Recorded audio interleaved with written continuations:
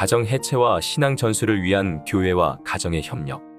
이 칼럼은 월드뷰 2019년 5월호에 실린 칼럼으로 세대로 교회 서은선 전도사가 쓴 칼럼입니다. 2년 전 겨울 동해안이 내려다보이는 멋진 카페에 앉아 있었다. 우리 일행 맞은편에 앉아있는 가족들이 눈에 들어왔다. 엄마, 아빠, 초등학생 저학년으로 보이는 딸과 아들. 그들은 멋진 풍경도 아랑곳하지 않았다. 엄마와 아빠는 자신들의 스마트폰에, 딸과 아들은 각자의 패드, 전자기기에 코를 박고 있었다. 물론 그 한 장면으로 그 가정을 평가할 생각은 없다.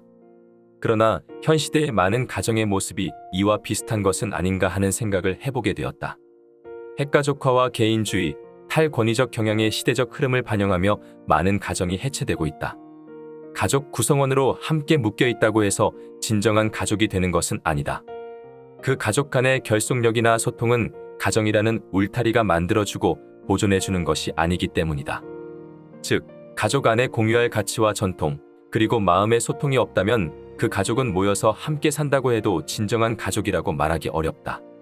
한 사람의 삶 속에서 그에게 영향을 미치는 신념들이 연결되어 가치를 만들고 그 가치가 묶어져 세계관을 만든다.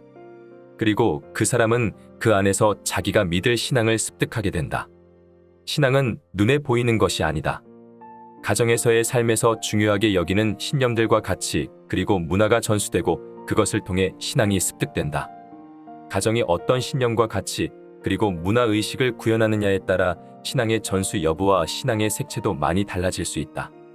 그러므로 소통이 어려운 분위기를 가진 가정에서는 가족의 결속력이 약해지고 신앙의 전수는 더욱 어려운 일이 될 수 있다. 가정 해체 위기의 영향 가운데서 신앙 전수의 위기까지 경험하고 있는 크리스천은 어떻게 해야 할까? 건강하고 결속력 있는 가정과 신앙을 전달해주는 역할을 감당하는 가정을 세우기 위해 교회와 가정이 협력하여야 한다. 부모, 믿음의 삶을 보여주는 주체.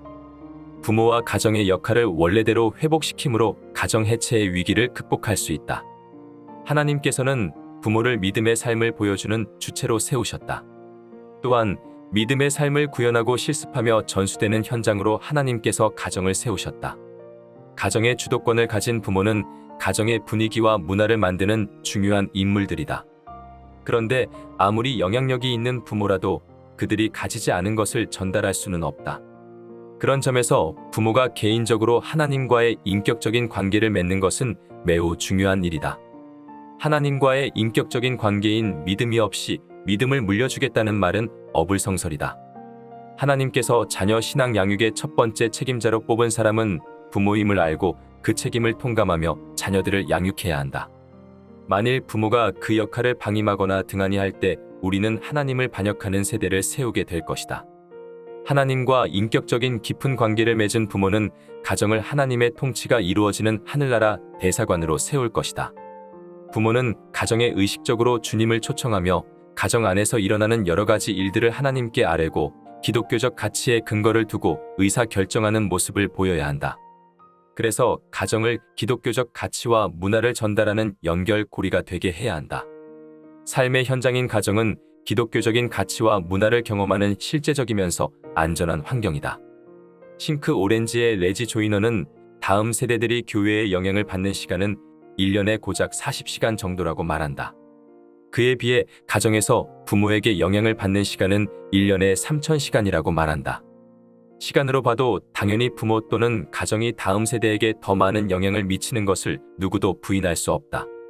교회에서 일주일에 1시간 정도 말씀을 듣고 배운 다음 세대들은 그 말씀을 실제로 실습할 수 있는 현장과 그 말씀대로 사는 모델이 필요하다. 부모와 가정은 그런 실습 현장과 모델로서 너무 좋은 자원이 된다. 그런 분위기와 환경 안에서 다음 세대들은 기독교적 가치와 문화를 자연스럽게 습득하게 된다. 가치와 문화, 삶의 방식을 배우는 현장 중에 가정만큼 강력한 현장은 없다. 그러므로 시간으로 볼 때도 부모와 가정이 신앙 양육에 주된 책임을 져야 하는 것은 당연하다. 부모가 끊임없이 무엇인가를 다음 세대에게 전달하고 있다면 의도적으로 더 좋은 것을 전달해야만 한다. 부모는 원하거나 원하지 않거나 상관없이 순간마다 무엇인가를 다음 세대에게 전달하고 있다. 전달할 것인가 말 것인가는 부모가 선택할 수 있는 요소가 아니다. 부모가 선택할 수 있는 것은 무엇을 전달하느냐이다. 만일 부모가 그런 의식이 없이 산다면 우리의 다음 세대는 결코 우리보다 더 나은 세대가 될 수 없다. 그러므로 부모는 하나님을 의식하고 다음 세대인 자녀를 의식하며 날마다 선한 것, 하나님께서 기뻐하시는 것을 의도적으로 선택하는 삶을 살아야 한다. 교회와 가정의 협력.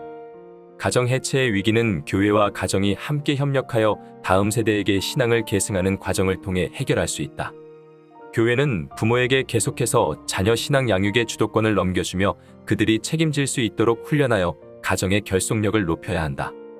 자녀 신앙 양육의 주도권을 넘겨주기 위해 부모가 자녀 양육의 첫 번째 책임자임을 여러 가지 방법으로 가르쳐주고 인식하게 해야 한다.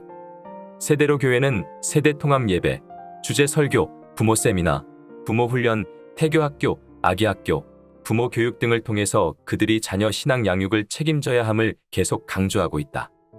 교회는 부모와 함께 부모를 통해 다음 세대를 세우는 사역을 주도해야 한다. 교회 교육에서 부모를 초대하고 부모와 함께하는 방향으로 프로그램을 이끌어 가려고 노력해야 한다. 세대로 교회는 부모와 함께하는 성경학교, 부모와 함께하는 어린이 부흥회, 부모와 함께하는 새학기 기도회 등에서 부모가 자녀들과 함께 활동하게 하여 부모가 자녀들과 함께하는 마음과 시간의 여백을 만들어주고 있다. 교회가 하고 싶은 말을 부모가 할 수 있도록 교회는 여러 가지 장치를 통해 부모가 자녀 신앙 양육을 할 수 있도록 도와야 한다. 교회가 신앙 양육을 주도하게 되면 믿음의 삶을 살아내는 현장이 부족하기에 지식 위주의 신앙 교육이 될 가능성이 높다. 그것을 보완하는 방법은 교회가 하고 싶은 말을 부모가 하도록 하고 실천하게 하면 된다. 그런 사역을 위해 세대로 교회는 가정 예배지 및 오렌지 대화, 부모와 함께 70일 성경 읽기, 부모와 10대 자녀를 이어주는 30일 대화, 가정 미션 활동지 등을 통해서 부모가 직접 자녀들을 신앙 양육할 수 있도록 돕는다. 교회, 하늘 가족 공동체.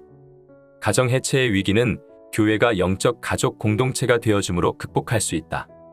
신명기 6장 4절에서 9절은 쉐마라고 불리는 말씀이다.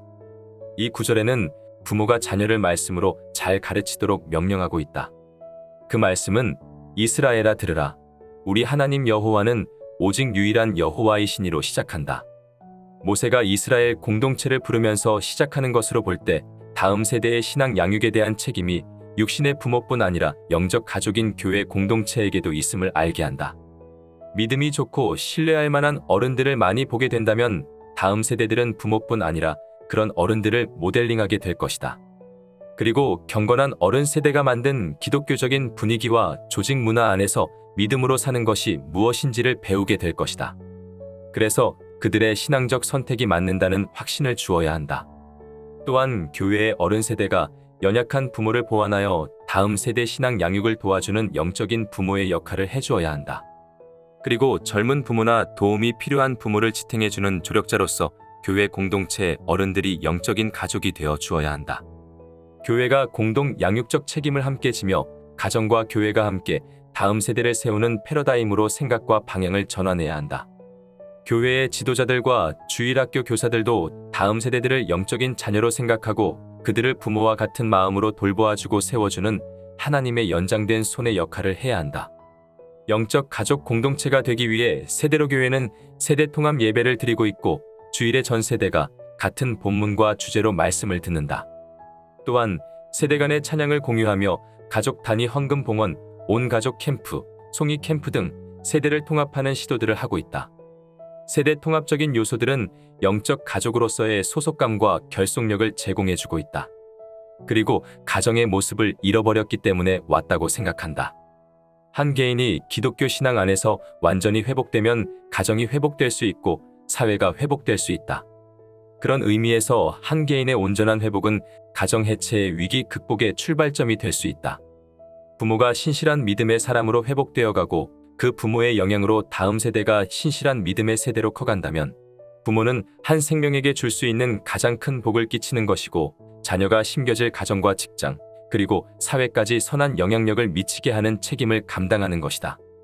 쉽지 않지만 부모로 어른 세대로 부름 받았음을 기억하고 성령 하나님을 의지하며 꿋꿋이 우리의 미래를 오늘에 빚는 사람이 되어야 한다.